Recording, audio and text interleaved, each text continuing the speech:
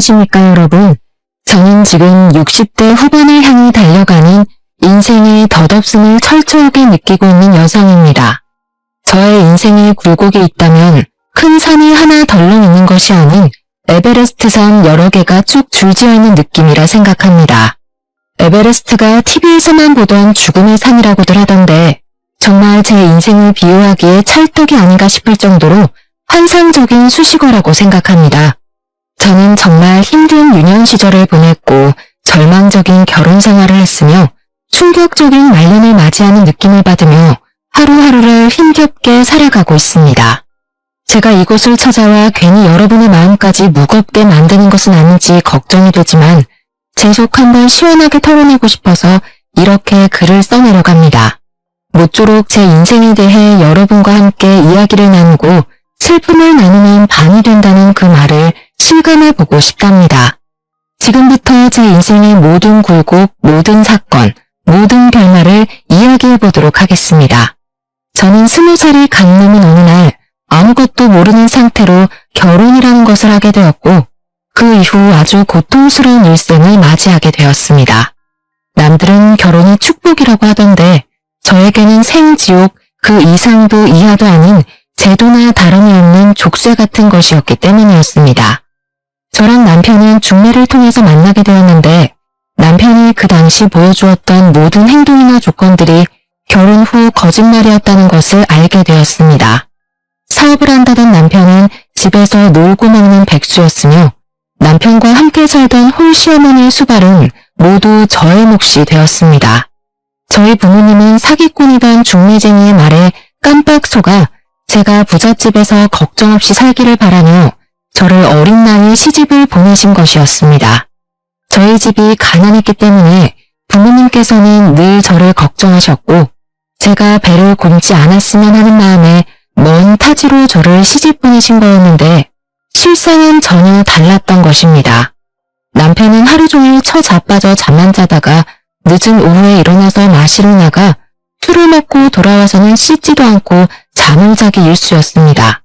그런 남편에게 잔소리라도 할라치면 어느샌가 시모가 제 옆에 떡하니 나타나 제 등짝을 때리며 잔소리를 하셨습니다. 남편의 기가 살아야 사업도 할 수 있는 것이며 돈도 잘 벌어오게 되는 것이라면서 저에게 남편의 기를 죽일 생각은 꿈에도 하지 말라고 하셨습니다.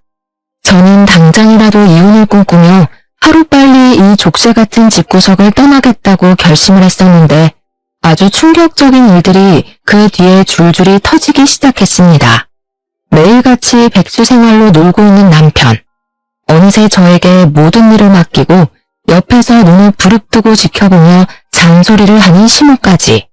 결국 저는 도망갈 수 없음을 느끼고 체념을 하고 있었죠. 그런데 집안 가게 살림에 구멍이 뻥뻥 뚫리기 시작했습니다. 그동안 모아두었던 돈들이 전부 바닥이 난 것인지 뭔지 쌀을 살 돈이 없다며 저에게 일을 하라고 시모는 잔소리를 시작하셨습니다. 차라리 집구석에서 한심한 사람들의 꼴을 보고 있느니 일을 하는 게 낫겠다는 생각에 동네 작은 가게에 취직을 해서 돈을 벌어다가 시모와 남편의 수발을 들고 있었습니다. 반찬을 사러 가는 길이 무서울 정도로 돈이 없어서 전전긍긍을 하던 도중 친정 부모님께서 아주 갑작스러운 사고를 당하게 되었습니다. 두 분이서 저를 보러 오시겠다며 그 멀리서 버스를 타고 이동을 하시다가 버스 전복 사고가 나게 되면서 그 자리에서 그만 목숨을 잃고 마셨던 것입니다. 처음 병원에서 전화를 받았을 때 저는 현실감이 전혀 느껴지지 않아서 한참을 멍하니 수화기를 들고 서 있어야 했습니다. 시모가 전화비 많이 나온다고 당장 전화를 끊으라고 소리를 치지 않았더라면 그 자리에서 하루 종일도 서 있었을지 모르겠습니다.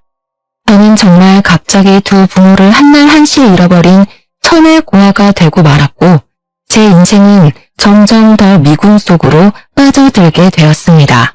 장례를 전부 치르고 상실감에 젖었는데 저희 집은 제가 태어나던 때부터 지금까지 단 한 번도 부유했던 적이 없었던 집안이라 당연히 물려받을 유산 같은 것도 전혀 없었습니다. 상속을 할 재산이 없으니 딱히 부모님의 재산을 정리할 것도 없었는데 그걸 알게 된 시모가 저에게 한 소리를 하시더라고요.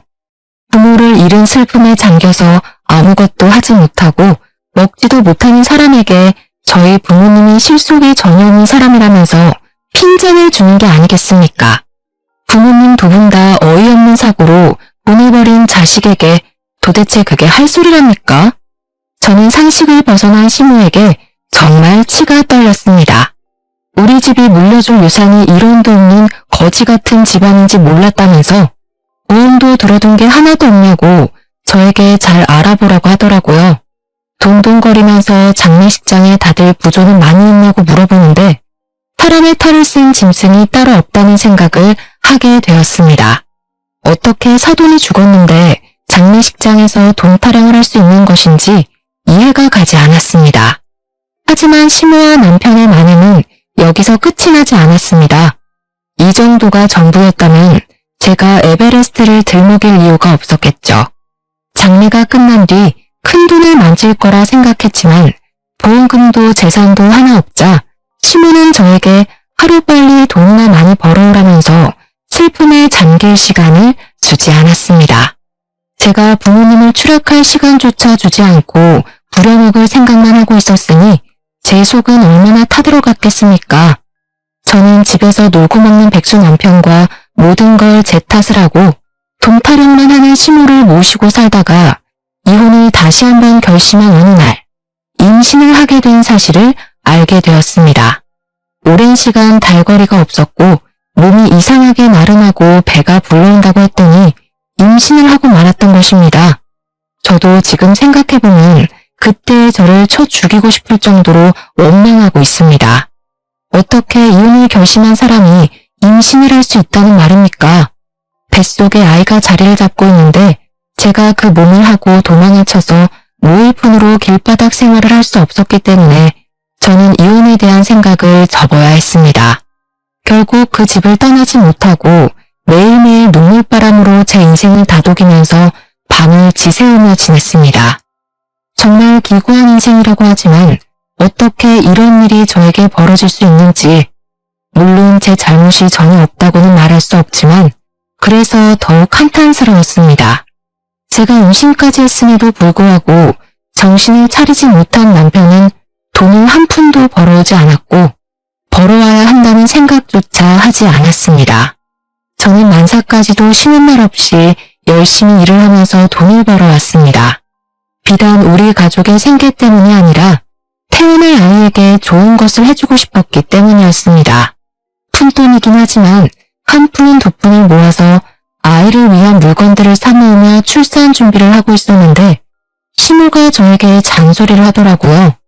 아기 배내 쪼그리 해봐야 몇 개월이나 있는다고 3개나 준비를 했냐? 2개만 사서 매번 빨아입히면 되는 것을.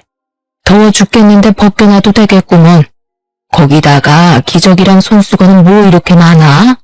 청기저귀 하나 사다가 빨았으면 평생을 쓸 수 있는데 일회용 기저귀가 뭐냐? 요즘 것들은 노동을 안 해. 쉬운 길로만 가려고 한다고 하면서 제가 산 육아용품에 돈 1원 보태준 것도 아니면서 내내 트집을 잡고 잔소리를 하는 것이 아니겠습니까? 분유는 무슨 분유를 먹인다고 젖병을 이렇게나 샀냐? 모유 수유하면 돈도 안 들고 좋은데 자기는 1년 넘게 모유를 먹였다고 하면서요. 저런 거 살 돈이 있으면 본인이 먹을 고기라도 한 덩어리 더 사오라면서 나이가 들어서 그런지 자꾸 고기가 당긴다고 하시더라고요. 저는 10달을 꼬박 품어 떡두꺼비 같은 아들을 낳았지만 정말 기쁘다는 마음이 단 하나도 들지 않았습니다. 앞으로 이 아이와 어떻게 살아야 할지 막막함에 삶의 우울증까지 심하게 왔고 저는 점점 무기력해지기 시작했습니다. 하루가 어떻게 흘러가는지 아이가 울면 수유를 하고 아이가 자면 옆에 누워서 눈물을 흘리는 나날들을 반복했습니다. 가끔은 아이가 울어도 안아줄 힘이 없어서 누워있고 했는데 남편은 깨어있으면서도 단 한 번도 아들을 안아준 적 없는 사람이었습니다. 안아주기는커녕 아이가 우는 게 시끄럽다면서 발로 툭툭 아이를 밀어내는 몰상식한 짓까지 쉼없이 했습니다. 밤에 아이가 깨서 울기라도 하면 득달같이 시모가 저를 깨워서 본인 아들 자는데 방해가 된다면서 이를 안고 밖으로 나가라고 쫓아내기까지 했습니다. 제 입에서는 한숨이 나오지 않는 날이 없었고 시모는 그 꼴도 보기 싫었는지 저에게 복이 날아간다면서 입을 툭툭 치곤 했습니다. 저는 아이를 키우는 게 너무 힘들고 또 우울증이 심해지면서 신체에 변화가 생기기 시작했고 젖이 제대로 돌지 않는 지경까지 이르렀습니다. 제가 모유 수유를 제대로 하지 못해 아이가 늘 배고파했고 분유를 사다 먹이기 시작했는데 시모가 그걸 보더니 저에게 혀를 차면서 잔소리를 하시더라고요. 애한테 모유 수유조차 제대로 못하는 년이 무슨 어미야? 어디서 주운 자식 데려다 키우는 줄 알겠네. 시모와 남편과 같이 살던 그 나날들은 정말 하루하루가 지옥과 다름없었습니다. 아니 차라리 지옥으로 떨어졌으면 좋겠다고 생각할 정도였습니다. 우리 아들이 5살이 되었을 때 정말 난데없는 개구진 아이로 변해버려서 하루가 멀다고 사고를 치고 다녔었습니다. 귀여운 사고부터 한숨이 절로 나오는 사고까지 하루도 빠짐없이 난리를 치우던 우리 아들은 매일같이 혼이 나야 정신을 차렸는데 저는 단 한 번도 손찌검을 한 적이 없었습니다. 그렇게 행동을 하면 안 되는 이유에 대해서 최대한 아이 눈높이에서 설명을 해주려고 노력을 했었습니다. 아이들은 뭘 해도 연약하고 귀여운 존재였기 때문에 후추로도 아이를 때리지 못하겠더라고요. 남편은 사실 제가 뭘 하든지 간에 아무런 관심이 없었고 아이와 눈조차 제대로 마주치지 않는 사람이었기에 신경도 쓰지 않았지만 시모는 나날이 잔소리를 심하게 하셨습니다. 저희 아들이 편식이 무척이나 심한 아이였는데 제가 일부러 요리를 할 때마다 아들과 함께 상을 차리고 요리를 하곤 했었습니다. 아들이랑 같이 채소도 썰고 밥을 준비하기 시작하면서 아들이 재료에 대한 흥미를 가지기 시작했고 새로운 맛에 대한 경험도 시작했거든요. 같이 밥을 먹을 때는 자기가 만든 음식이라는 걸 알기 때문에 한 입이라도 먹어보려고 시도를 하는 모습이 무척이나 기특하게 느껴져서 매일 그런 일상을 반복했었습니다. 그래서 저는 아들이랑 이것저것 같이 떠들고 만지고 썰면서 식사 준비를 했었는데 시모가 정말 저에게 불같이 화를 내더라고요. 어디 아들을 부엌에 데리고 들어가서 밥 준비를 시켜? 고추 떨어질 일 있어? 절대로 남자는 부엌에 들어가는 게 아니야.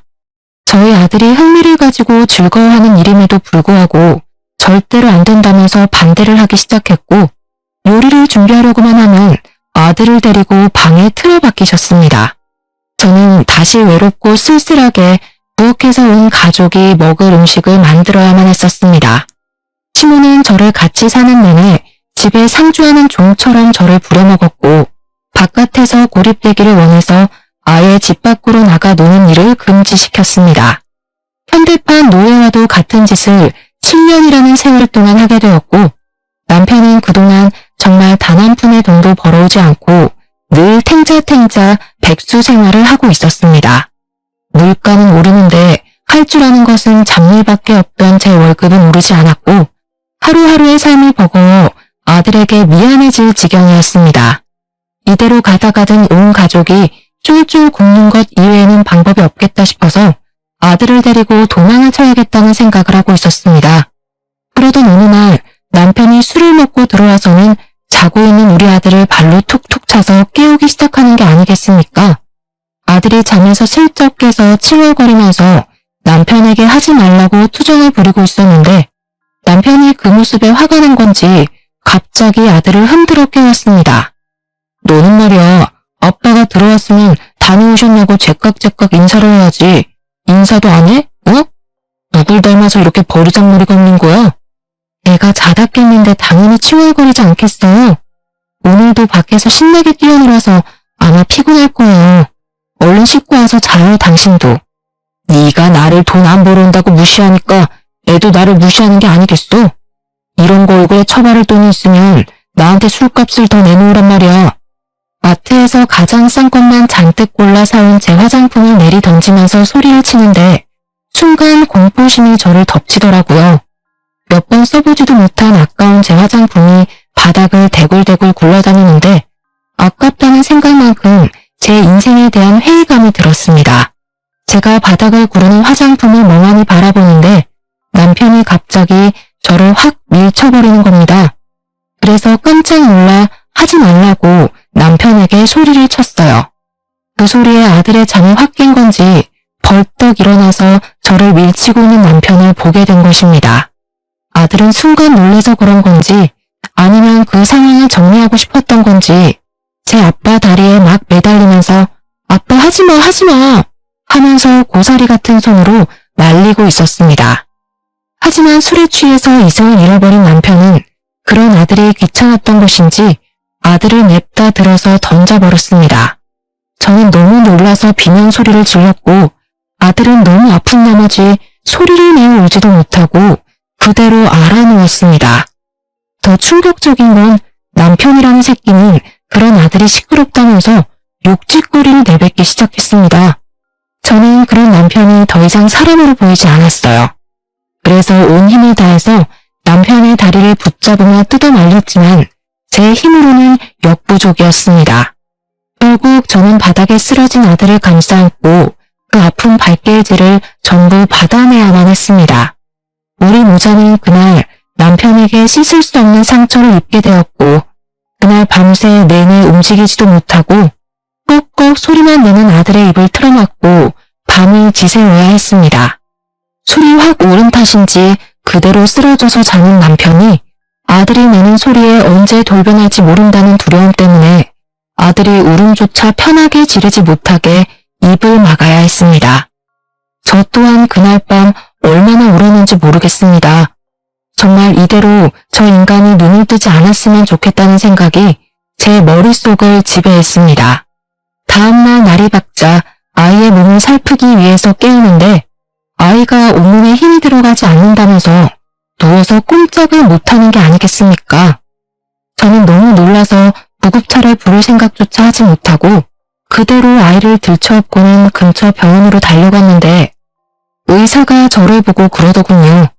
아들의 목뼈부터 허리까지 실금이 갔는데 아직 너무 어린 나이라서 어떻게 손을 쓸 방법이 없다고 그냥 잘 붙기를 바라는 수밖에 없다고요. 그 뒤로 전 아들이 움직이지 못하도록 각고의 노력을 했으나 그 어린아이가 뭘 알겠습니까? 결국 점점 커가면서 아들은 디스크에 문제가 생기게 되면서 하지만 사통이라는 너무나도 생소한 병에 시달리게 되었습니다. 한마디로 저희 아들이 목뼈부터 허리까지를 쭉 다치게 되면서 엉덩이부터 시작해서 장딴지 뒤쪽까지 통증이 시작되는 병에 걸리게 된 것입니다. 사고 후유증으로 찾아왔다고 하기에는 고칠 방법이 없는 너무나도 안타까운 통증을 동반한 병이었습니다. 저는 정말 진심으로 남편이라는 놈을 저주하게 되었고 밤마다 울면서 그 인간을 좀 데려가 달라고 하늘에 기도를 올리게 되었습니다.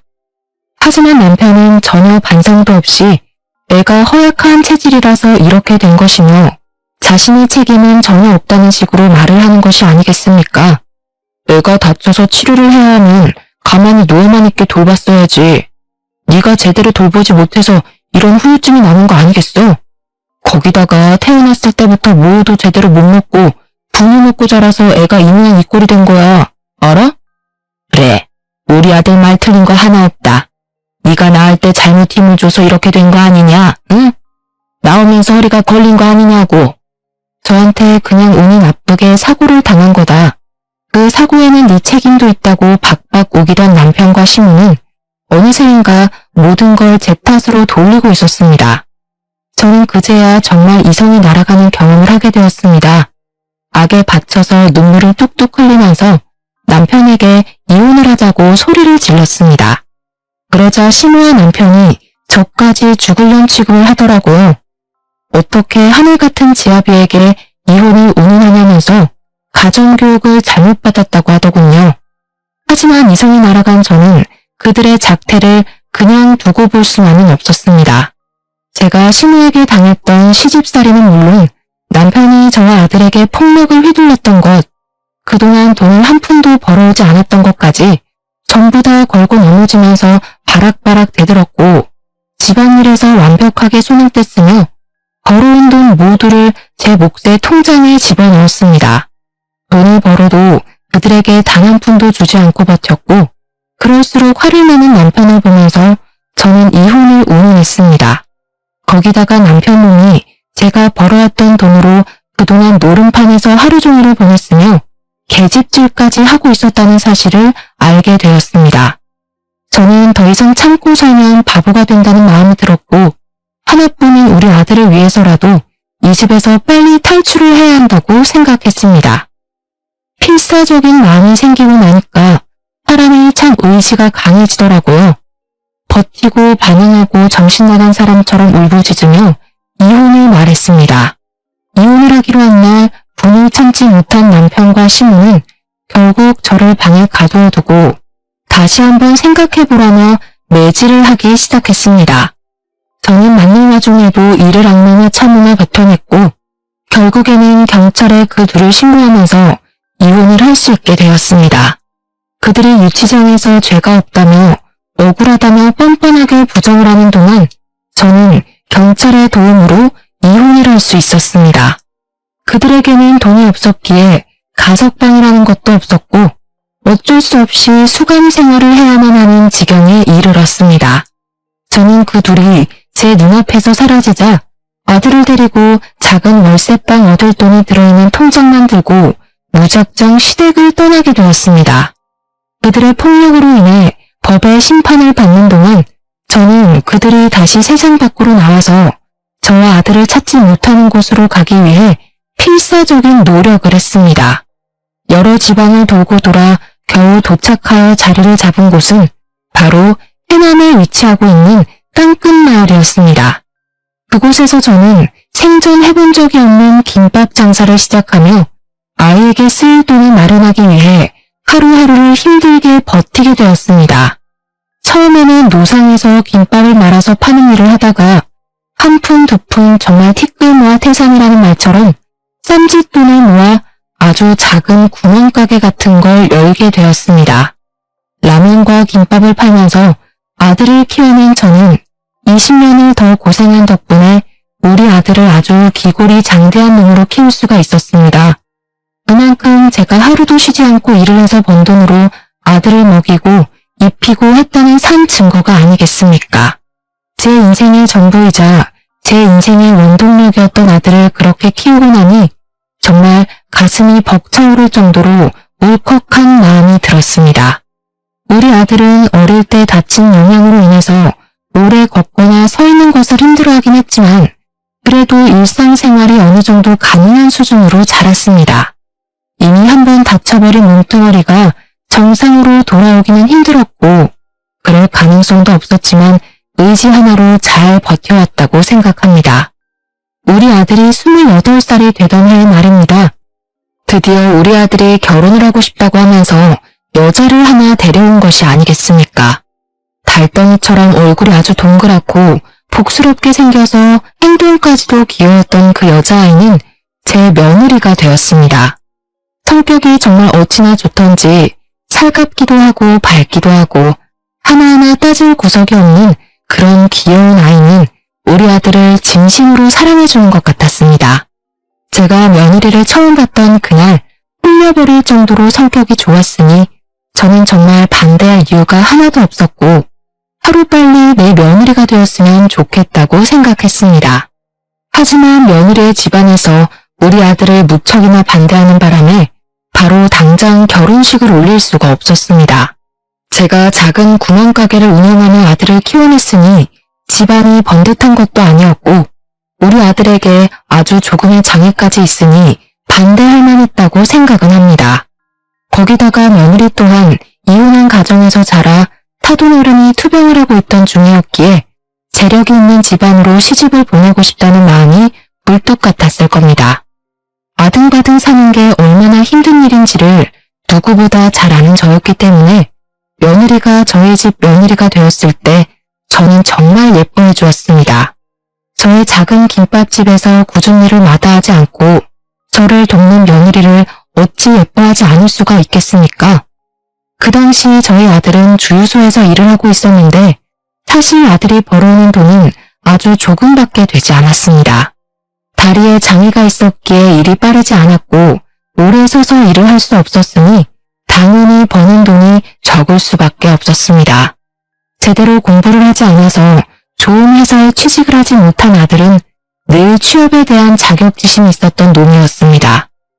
거기다가 반대가 심했던 안사돈이 우리 아들에게 직장조차 제대로 가지지 못한 놈이 무슨 결혼이냐고 계속해서 무시를 해댔기 때문에 자격지심은 더욱 깊어지기만 했습니다. 하지만 저는 그런 일이 있음에도 불구하고 우리 아들 부부가 현명하게 대처를 하고 잘 이겨나갈 수 있을 것이라 생각해서 둘 사이를 지지해 주었습니다. 그러던 도중 정말 불운하게도 주유소에서 사건이 일어나게 되었습니다. 야간에 일을 하던 아들이 잠시 졸음에 빠져서 꾸벅꾸벅하던 도중에 주유소 전문 털이범이 현금통을 통째로 털어간 사건이 벌어지게 된 것입니다. 아들이 한번 잠에 빠지면 누가 업어가도 모를 정도로 깊게 자는 놈이라 현금통을 털어간 범인으로 우리 아들이 지목되게 된 것입니다. CCTV가 있는 곳도 아니었던 터라 아들이 훔쳐가 놓고 발뺌하는 거 아니냐면서 사장은 물론이고 경찰까지 우리 아들을 의심해 조사를 받게 되었습니다. 현금이 꽤 들어있었던 탓에 그 돈을 전부 물어내라고 난리를 치는 사장 때문에 우리 아들은 물론이고 저까지도 골머리를 썩었습니다. 수사를 통해서 제3의 인물의 지문이 나오면서 다행히 아들은 누명에서 벗어나긴 했지만 이미 대부분의 사람들이 우리 아들을 범인으로 생각하고 있던 상태였습니다. 가뜩이나 자격지심으로 똘똘 뭉친 아들은 범인으로 몰렸다는 그 충격에 헤어나오지 못하게 되어버렸죠. 아들은 그대로 주유소를 그만두게 되었고 저와 며느리가 김밥집을 운영하면서 버는 돈으로 먹고 살아야 했습니다. 하지만 그것도 쉬운 일은 아니었습니다. 김밥이랑 라면을 팔아서 버는 돈이 되면 얼마나 되겠습니까? 저희가 무슨 엄청 큰 분식집을 하는 것도 아니었고 정말 작은 3평짜리 가게였습니다. 생활은 점점 궁핍해지기 시작했고 어쩔 수 없이 며느리가 취직을 하면서 돈을 벌어오기 시작했습니다. 그냥 작은 사무실에서 잡일을 하기 시작했는데 거기 사장이 또 엄청나게 나쁜 놈이었던 것입니다. 우리 며느리에게 돈을 더 얹어주겠다면서 치근덕거리기 시작했고 나중에는 불륜관계를 맺자고 요구를 했다는 것이 아니겠습니까? 당연히 저희 며느리는 절대로 그런 일은 없을 거라며 사장을 거부하기 시작했습니다. 그러자 치졸하게 회사 사람들 앞에서 대놓고 며느리에게 망신을 준다던가 일부러 야근을 시키는 등 며느리를 괴롭히기 시작한 것입니다. 며느리는 하루가 다르게 우울해졌고 말라가는 게 눈에 보일 정도로 힘들어했습니다. 저는 당장이라도 며느리에게 일을 그만두라고 말을 하고 싶었고 아들에게는 나가서 돈을 벌어오라고 시키고 싶었습니다. 며느리가 너무나도 힘들어하자 저는 참지 못하고 아들에게 이만큼 집에서 놀았으면 나가서 돈을 벌어오라고 말을 했습니다. 나 같은 병신이 도대체 어디서 돈을 벌어오라는 거야? 어디 취직할 자리 있으면 엄마가 좀 알아보던가. 이제는 다른 사람도 모자라서 엄마까지 나한테 손가락질을 하는 거야? 나를 무시하는 거냐고. 그 이후로 아들은 알코올 중독자처럼 술독에 빠져서 살기 시작했습니다. 저는 아들의 집에 갈 때마다 술병이 나뒹구는 걸 보고 얼마나 가슴을 치며 화를 냈는지 모르겠습니다. 너는 네 아빠 생각이 안 나니? 어떻게 이런 모습으로 매일매일을 보낼 수 있니? 네가 사람이라면 지난 과거를 떠올려봐라. 네가 누구 때문에, 뭐 때문에 그런 아픔을 가지게 됐는지는 생각도 하지 않고 매일 술을 마셔? 이런 식으로 행동할 거면 너도 며느리랑 이혼해라. 저 가여운 아이가 무슨 죄가 있어서 이런 꼴로 살아야 하니? 새 삶을 찾을 수 있게 기회를 주란 말이야. 저는 아들을 엄청나게 몰아세웠고 그럴 때마다 아들은 부들부들 떨면서 본인의 자격지심을 마음껏 드러냈습니다. 며느리는 당장의 생계를 책임져야 했기 때문에 일을 그만두지 못했고 똑같은 악순환이 반복되는 일상을 살아야만 했습니다. 저를 찾아와서 넋두리를 한다던가 저에게 자주 하던 연락도 서서히 끊기게 되면서 저는 점점 더 며느리의 걱정에 피가 마르는 심정으로 하루를 살았습니다. 결국에 저는 며느리가 걱정되어 참지 못하고 아들 집으로 방문을 했는데 며느리가 현관문을 여는데 선글라스를 끼고 있는 게 아니겠습니까? 어떻게 사는지 잘 살고 있는지 궁금해서 찾아갔더니 집안에서 선글라스를 끼고 있는 며느리의 모습에 무척이나 황당스러웠습니다. 아니 얘야, 너는 왜 집안에서 선글라스를 끼고 있니? 어머님, 저 눈병 걸려서요. 보기가 영 흉하기도 하고 옮길 수도 있다고 해서 그냥 끼고 있는 거예요. 안경을 찾지 못해서 어쩔 수 없이 선글라스를 끼고 있다며 어색하게 웃는 며느리를 보고 그냥 그런가 보다 하고 말았습니다. 그날 며느리와 대화를 잘 나누고 다음에 또 올 테니 잘 쉬고 있으라고, 너무 힘들어하지 말라고 며느리의 등을 몇 번 다독여주고는 집으로 돌아왔습니다.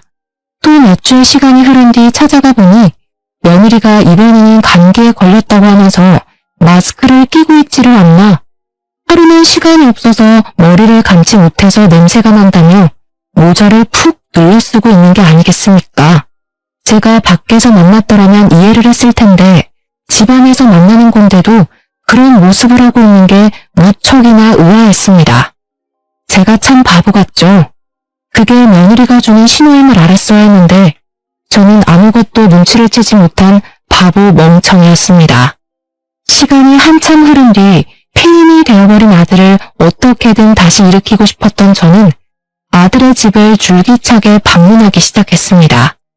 아들네 집으로 가서 며느리가 일이 바빠 챙기지 못한 집안 살림을 정리해주고 반찬도 채워주고 하면서 아들에게 잔소리를 했죠. 이제는 더 이상 놀지 말고 밖에 나가서 생산적인 일을 했으면 좋겠다고 짜증을 내는 아들을 툭툭 일으켜 세워주면서 말입니다.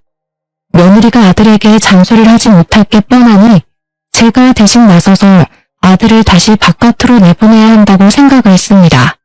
집을 청소하던 도중에 며느리가 사용하는 것으로 보이는 화장대 서랍을 열었는데 거기서 이상한 종이뭉치와 수첩을 발견하게 되었습니다. 종이뭉치가 이상하게 낯선 듯 익숙해서 뭔가 하고 읽어보니 글쎄 병원 진단서가 아니겠습니까? 전치 3주, 4주 아주 다양하게 있었고 타박상에 의한 진단서가 대부분이었습니다. 저는 너무 놀라서 이게 다 뭔가 싶어서 꼼꼼하게 자리에 앉아 그 진단서들을 살펴보기 시작했습니다. 저는 점점 경악으로 얼굴이 물들었습니다. 저는 그 흔적을 너무나도 잘 알고 있었거든요. 그것을 폭력에 의한 물리적 피해를 입었다는 진단서였습니다. 덜덜 떨리는 손으로 수첩을 열어 확인을 하는데 날짜별로 빨간색과 파란색으로 표시되어 있는 것이 아니겠습니까? 파란색의 빈도가 훨씬 더 높긴 했지만 빨간색으로 체크가 되어 있는 날들이 꽤 많이 등장하기도 했습니다. 뒤로 넘겨서 그 날짜에 쓴 일기들을 확인하는데 며느리가 적은 것으로 보이는 그 일기에는 우리 아들에게 손찌검을 당한 이야기들이 줄줄이 써져 있었습니다. 제가 방문했을 때 선글라스를 끼고 있었던 것, 마스크를 써야 했던 것, 모자를 눌려 쓴 것 전부 저에게 보여주고 싶지 않았던 며느리의 노력이었던 것입니다. 제가 너무나도 사랑하는 아들이 자신에게 그런 몹쓸 짓을 했다는 사실을 신호인 저에게 숨기고 싶었던 며느리의 아픔이었던 것이죠. 일기의 내용 또한 정말 가관이었습니다. 회사 사장과의 관계를 의심하는 아들의 욕설로 시작된 일기부터 아이가 생기지 않는 것에 대한 화풀이까지 전부 상세하게 적혀 있었습니다. 저는 정말 분노로 이성을 잃어버린 사람처럼 부들부들 떨었습니다. 우리 아들이 저의 전 남편이 했던 짓을 고스란히 사랑스러워서 아껴만 주고 싶은 며느리에게 행하고 있다는 사실을 믿을 수가 없을 정도였습니다. 게다가 우리 아들은 술만 먹으면 개가 되었던 전 남편에게 당해서 신체에 문제까지 있는 놈인데 똑같은 짓을 하고 있다니. 저는 이 분노를 참지 못하고 며느리의 화장대 앞에서 눈물만 뚝뚝 흘리고 있었습니다. 그렇게 꾹꾹 참아내며 당장이라도 방에 있는 아들의 머리채를 잡고 싶은 걸 참은 지 1시간쯤 지났을까요? 며느리가 녹초가 되어 퇴근을 하고 돌아왔습니다. 저를 보자마자 놀라면서 식사는 하셨냐고 묻는 며느리를 보는데 저 착한 아이가 당했을 고통에 메마른 줄 알았던 눈에서 눈물이 다시 한번 쏟아지더라고요. 저는 며느리를 잡고 엉엉 울었고 제 눈물을 보자 같이 눈물이 터진 건지 며느리도 저를 붙잡고 엉엉 울기 시작했습니다. 저는 며느리에게 서랍 안에서 본 모든 걸 다 봤다고 이혼을 하라고 생각을 거치지 않고 이야기를 했습니다. 며느리는 저에게 어떻게 해야 할지 도무지 감을 잡지 못하겠다고 하더라고요. 그이가 술을 먹고 화풀이를 할 때만큼은 이혼 생각이 간절하다가도 평소에 건드리지 않으면 쌓일 일이 없어서 괜찮다는 생각도 들어요. 제가 너무나도 사랑하는 사람이기 때문에 한 번만 용서해주자는 마음으로 살다가 여기까지 오게 된 거예요. 거기다가 저희 어머니께서 엄청나게 반대를 하셨었잖아요. 엄마 보기 부끄러워서 제가 어떻게 이혼을 하겠어요. 저는 며느리에게 생전해본 적 없던 호통을 크게 쳤습니다. 너의 인생이 지금 나락으로 가게 생겼는데 그 와중에 부끄럽긴 뭐가 부끄럽다는 게야. 내가 화장대 서랍 안에서 모아둔 증거 다 봤다. 이거 가지고 경찰에 신고를 해. 그리고 내가 가게를 팔아서라도 네 변호사 선임해 줄 테니까 이혼 소송을 걸어.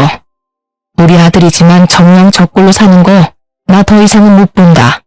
내가 시키는 대로 이혼해. 그런데 그 순간 제가 호통치는 소리 때문에 깬 건지 뭔지 방에서 자고 있던 아들이 뛰쳐나오는 게 아니겠습니까? 표정이 완전히 썩어가지고는 저와 며느리를 번갈아 가면서 보며 콧김을 씩씩 뿜어대더라고요. 이혼? 누구 마음대로 이혼이야? 그러더니 제 손에 들려있던 진단서 뭉치를 빼앗듯이 들고 가더니 하나하나 확인을 해보는 것이 아니겠습니까? 전부 다 확인을 한 아들은 그 진단서 뭉치를 허공에다가 뿌렸습니다. 와, 진짜 소름 돋네. 이런 증거들을 하나하나 모으면서 내 뒤통수를 칠 생각을 하고 있었단 말이야. 거기다가 엄마가 이혼을 도와주겠다고? 아들은 갑자기 누나를 뒤집으면서 며느리를 향해 돌진을 하려고 드는 게 아니겠습니까? 저는 재빨리 며느리 앞을 막았습니다. 저는 태어나서 처음으로 아들의 뺨을 세차게 2대를 연달아 때렸습니다. 지금 누가 누구한테 화를 내고 있는 거야? 정신 안 차릴 거야? 내가 이 꼴 더 이상은 못 보겠다. 내가 네 아빠한테 그렇게 당하고 살 때 네 아빠가 나 때리는 거 맞겠다고 그 앞에서 울고불고 매달리다가 다쳐서 장애를 얻어놓고 그 과거는 다 까먹은 채로 똑같은 일을 저지르면서 살아? 네가 사람 새끼야? 악마 새끼지? 저는 소리를 치면서도 눈이 풀리지 않아서 황당해하고 있는 아들의 뺨은 물론이고 등짝이며 팔뚝이며 손이 닿는 대로 때렸습니다. 엄마는 어떻게 자식 생각 하나도 안 하고 이혼을 시킬 생각만 하냐고. 내가 며느리 보기 부끄러워서 더 말을 못하겠다. 얘, 넌 뭐하고 있니? 당장 짐 싸서 친정으로 가. 그러자 아들은 며느리를 말리려고 악소리를 내며 달려들었고 저는 그런 아들의 발을 걸어 넘어뜨렸습니다. 아들이 다리를 잘 쓰지 못하기 때문에 약점이라고 생각하고 정강이를 걷어차니 아프다고 대굴대굴 구르더라고요. 너 같은 놈은 며느리게 막을 자격 없다. 아가, 너는 진단서 들고 경찰서부터 가. 엄마, 너 같은 놈은 콩밥을 먹어야 해. 그 이후부터는 며느리를 도와 모든 법적 절차를 밟게 했습니다. 경찰에 아들의 모든 짓을 낱낱이 밝히고 아들을 고소하고 이혼 소송을 진행하게 되었습니다. 저는 안사돈을 찾아가 무릎을 꿇고 빌었고 소액이라도 위자료를 꼭 지급하겠다고 약속을 드렸습니다. 아들은 법원에서 무수히 많은 사건에 대한 혐의가 인정이 되었고 진단서가 그 증거의 뒷받침이 되어주었습니다. 아들은 징역 8개월형을 받게 되었고 수감 생활을 시작하게 되었습니다. 며느리는 이혼을 했고 저는 며느리에게 2번 다시는 이쪽으로 발길조차 돌리지 말라고 신신당부를 했습니다. 며느리는 울면서 저에게 끝까지 죄송하다고 인사를 했지만 전혀 죄송할 필요가 없다고 오히려 며느리를 안심시키려 애를 썼습니다. 그 이후 아들은 만기 출소를 했지만 그 어떤 곳에서도 빨간 줄이 그려진 아들에게 일을 시켜주는 곳이 없었습니다. 좌절에 좌절을 맛본 아들은 매일같이 술을 퍼먹고 지내다가 결국 집으로 돌아오는 길에 무단횡단을 하다 사고를 당해 세상을 떠나고 말았습니다. 저는 당연히 우리 아들이 제대로 된 인생을 살지 못하고 그렇게 허무하게 죽어버린 것이 불쌍하고 마음이 아픕니다. 하지만 사람을 꽃으로도 때리지 말라고 했음에도 그런 일을 벌인 것은 그 어떤 것으로도 용서를 받지 못한다는 것을 다시 한번 깨닫게 되었습니다. 저는 비록 혼자가 되었지만 오히려 자유롭고 편안한 마음이 든답니다. 김밥 장사는 여전히 그 자리에서 하고 있습니다. 가끔은 며느리가 저를 도와서 같이 장사를 하고 가게를 정리했던 그날들이 그리워지기도 합니다. 항상 제 옆에서 힘이 날 만큼 환하게 웃어주던 그 얼굴을 어떻게 잊을 수가 있을까요? 그 예쁜 아이의 얼굴에 그림자를 지게 한 그 과거가 너무나도 고통스럽습니다. 그래서인지 저는 며느리와도 완벽하게 연락을 끊어냈습니다. 가끔 한번 그리울 때가 있긴 하지만 지금까지는 아무런 소식도 듣지 않고 잘 참아내며 지내고 있는 중입니다. 앞으로 먹고 살 만큼만 벌어먹고 살면서 말년을 맞이해보려고 합니다. 무소유라는 말처럼 정말 모든 것에서 자유로워진 저의 남은 인생을 응원해 주시기 바랍니다. 감사합니다.